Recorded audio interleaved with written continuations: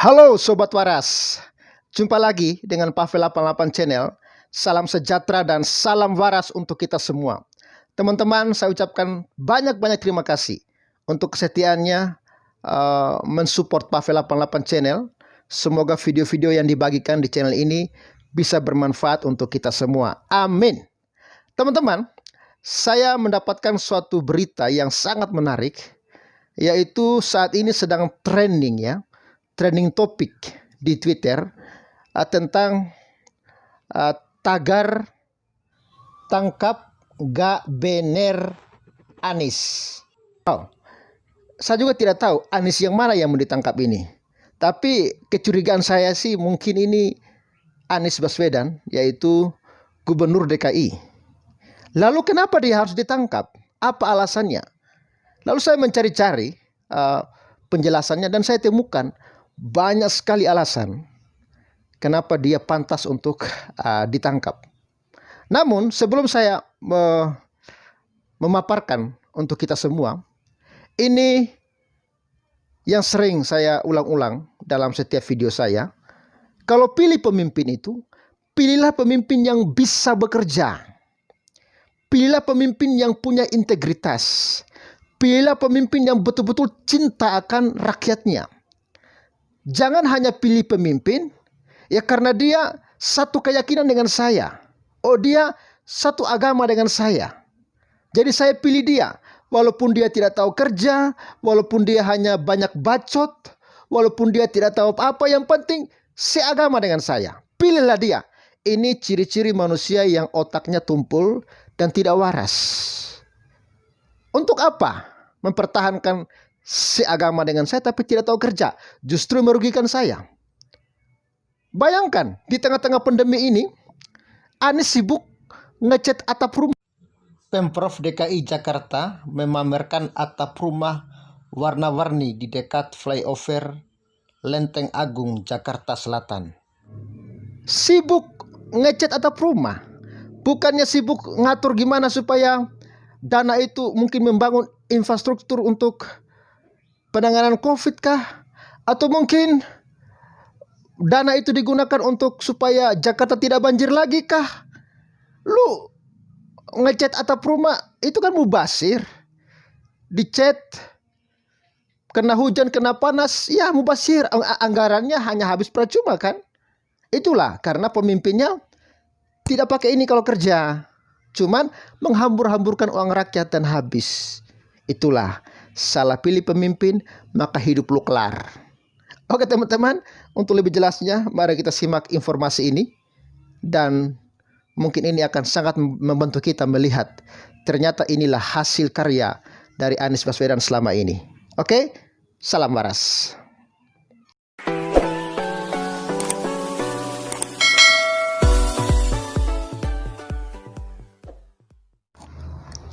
Teman-teman, ini dimuat oleh SeaWorld ya. Tagar tangkap gak benar Anies. Trending Twitter. SJW bisu, KPK dilemahkan novel. Wow, seru ini ya, menarik ini pembahasannya ya. Dimuat oleh ditulis oleh Manuel Januari 18 Januari ya 2021. Ya, ini dia berita lengkapnya guys. Seperti yang saya lihat dari Twitter, tagar tangkap gak benar Anies sudah sangat viral dan dicuitkan sudah nyaris menembus angka 20.000 kali. Wow, banyak banget. Sangat heboh. Persebarannya sangat luas. Semua akun memposting ini. Tak ada pemantik, organik semuanya. Berbeda dengan yang dilakukan oleh para pendukung Prabowo menjelang Pilpres 2019 waktu itu. Semua netizen memposting ini. Siapakah Anies? Apakah dia Anies Baswedan? Kemungkinan besar iya. Kalau tidak, siapa lagi? Tapi pertanyaannya, kenapa tagar ini bisa viral? Mari kita simak apa yang menjadi kaitannya. Pertama, urusan APBD DKI Jakarta yang dihambur-hamburkan saat pandemi ini. Beberapa hari ini viral. bahwa dari atas langit daerah Tapal Kuda Lenteng Agung, atap perumahan dan lokasi sekitar dicat agar tampak indah dipandang mata. Awalnya penulis belum lihat. Namun meski penulis belum lihat, penulis tahu karya itu pasti hamburkan uang dengan sangat banyak. Diduga kuat APBD digunakan untuk membeli ribuan liter cat untuk diguyur hujan, kemudian hari dan jadi hancur dan jadi sampah yang akan rongsok. Ternyata betul. Ketika penulis lihat betapa buruknya. Bukan hanya buruk secara estetika, tapi buruk secara konteks. Dalam konteks pandemi, dengan keadaan Jakarta menyumbangkan banyak sekali orang yang terpapar virus ini juga sangat cacat. Jadi, kalau bisa tentang menangkap Anies mungkin wajar karena dia lebih memilih cat daripada membangun infrastruktur COVID. Kedua, urusan mendukung Rizik yang merupakan radikalis mutlak di bangsa ini. Pemda DKI Jakarta sudah sangat jelas memberikan angin kepada Rizik saat dia baru saja pulang. Kerumunan difasilitasi dengan sangat profesional. Pemda DKI Jakarta malah seolah-olah memanjakan banyak laskar yang merupakan pendukung Rizik yang adalah tersangka banyak kasus. Anies Baswedan, sepupu dari Novel Baswedan yang juga nggak suka polisi, menjadi sosok yang memberikan kesempatan yang sangat banyak kepada Rizik. Masker dibagikan secara gratis kepada kerumunan yang tidak pernah takut akan COVID. Anies pun datang ke rumah Rizik untuk bicara perkawinan anaknya yang ternyata setelah beberapa lama juga jadi tersangka karena kerumunan dan juga provokasi. Anies harus ditangkap dan dimintai keterangan. Apalagi di dalam sebuah kesempatan Pemda DKI Jakarta lewat Ahmad Riza sebagai wakil gubernur memberikan rasa sambutan, rasa ceramah agama. Ini juga sudah sangat menjijikan. Kedua kader Gerindra ini harus diproses hukum. Kenapa? Karena Gerindra dan FPI memang sangat dekat. Anies dan Rizik sangat dekat. Rizik dan 6 terduga teroris yang menembaki polisi di kilometer 50 juga sangat dekat. Jadi bisa dicari keterkaitannya. Ketiga, Anies ketahuan sekali tidak sedang memberikan perhatian kepada masyarakat DKI Jakarta. Hal yang ada di depan mata adalah banjir besar. Dan kalau mengungsi di tengah-tengah badai pandemi, pasti akan menjadi semakin kacau. Tapi apa yang dikerjakan Anies? Dia malah ngecat atap. Memangnya dengan ngecat atap Jakarta bisa terhindar dari banjir besar dan kemacetan? Tentu tidak bisa. Tapi benarkah ketiga hal ini menjadi alasan dari Anies harus ditangkap? Rasanya tidak. Tidak terlalu kuat.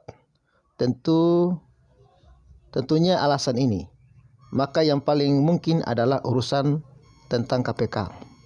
Selama ini kita tahu bahwa KPK ini diam-diam saja terhadap laporan soal Frankfurt Book Fair.